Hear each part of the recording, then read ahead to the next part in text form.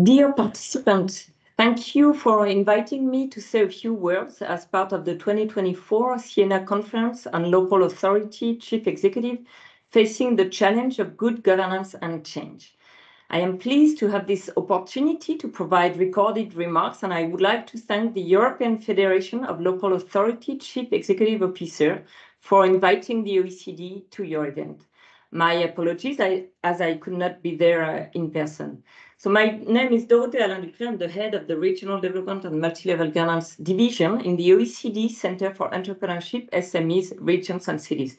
The discussions you will have during your conference on good governance and the role of local authority in managing transitions align very closely with the objectives of the OECD Regional Development Policy Committee. So I will mention 3 points in particular. First, on demographic change.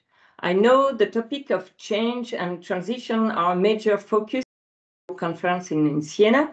Of course, the green and digital transition are on everyone's mind, and the OECD is working extensively on how this transition can be managed at the local and regional levels, especially given the crucial role of subnational government in both transitions.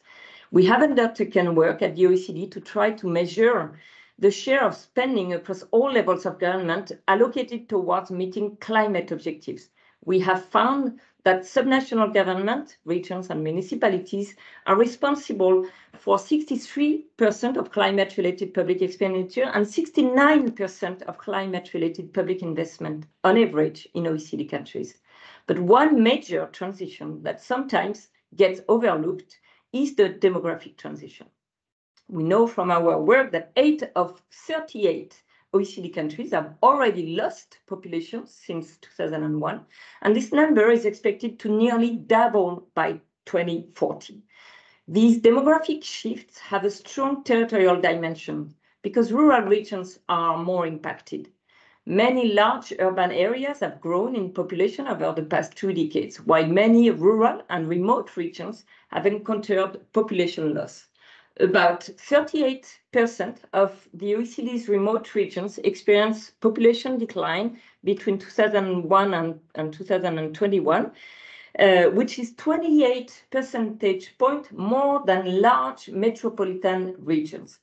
In Europe, around half of villages and over 40% of towns have lost population in the last decade.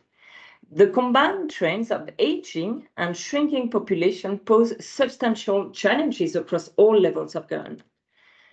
Though these challenges may seem daunting, at the OECD, we are currently working on how to improve the management of demographic change and how to adapt and to create sometimes new opportunities for regions in this context. We know that meeting demographic challenge will require a diverse set of policy responses. This will include, for example, reimagining public space and housing, rethinking multi-level governance arrangements, adapting infrastructure, taking advantage of the silver economy, and making changes to subnational finance. We are working on this topic with DG Regio from the European Commission. We have a project on shrinking smartly and sustainably, and we will also be producing case studies of 10 European regions in the coming months, in regions facing significant demographic challenges, including one in Italy. The second area of work I would like to highlight is capacity building. As chief executives and clerks of local authorities, I know this is a priority for you.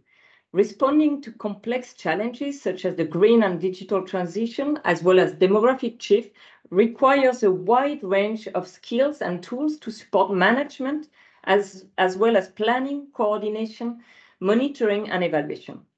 Sometimes called the silent revolution, decentralization is among the most important reforms of the past 50 years, as it has been implemented to varying degrees in a majority of OECD countries and countries around the world. Across the OECD, regional and local government are being allocated greater responsibilities for designing and delivering territorial development plans and a wide range of public services, including education, healthcare, transport, and administrative services. Whether they carry out this responsibility depends, among many other elements, on the skills and expertise that is available at the local level. The OECD has supported governments in their effort to build capacity, including at the subnational level, through our work on the governance of regional development funds and the management of public investment. Much of this work has focused on helping different levels of government develop and implement more integrated investment strategies for local and regional development. For instance, one of our ongoing projects in cooperation with DG Regio from the Commission aims to build capacity to improve access to cohesion policy funding. As highlighted in the OECD recommendations on effective public investment across levels of government, ensuring good administrative capacity should be a top priority because it makes public investment more efficient and impactful. From an efficiency perspective, different studies have found that for infrastructure projects, an improved public investment process can generate savings of around 40%, according to the IMF. So we are continuing this work while also expanding to capacity building in areas such as data management, strategic planning, foresight, and vision setting. And finally, I would like to say a few words about some ongoing work on subnational government finance and public employment. There are still many gaps in local finance and public employment data, especially in data for individual municipalities or regions, if we want to compare at the international scale. The data exists at the national level, and we collect that data for analysis now at the OECD level. For instance, we know that on average, within the OECD, subnational governments are responsible for approximately 55% of public investment, of total public investment. But until now, there was no platform to compare and analyze the state of finance and public employment of individual municipal or regional governments between countries, and sometimes even between levels of government within the same country. Yet, this data would provide necessary and valuable information to help assess the capacities and decision-making power of municipalities and regions, as well as to evaluate the levels of disparity across and within countries.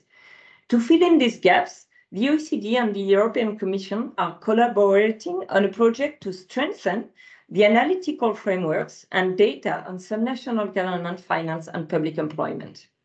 The project aims to create a unique database with data on subnational public finance and public employment at both the regional and the municipal levels. It also aims to develop a pilot database on subnational public employment with a focus on gender. These databases, which will be launched in June, will provide important evidence to support discussion many of you will have as representative of professional associations with national and European authorities. So if you are interested in, you are welcome to join the online launch, which will take place in June, and get access to this database.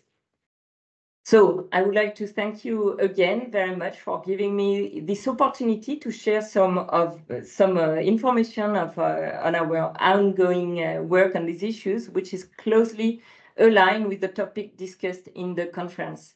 Feel free to contact us to visit our website if you would like to have more detailed information. And hopefully next time we will get to meet in person. So I wish you a very nice conference and enjoy the beautiful city of Siena. Thank you very much.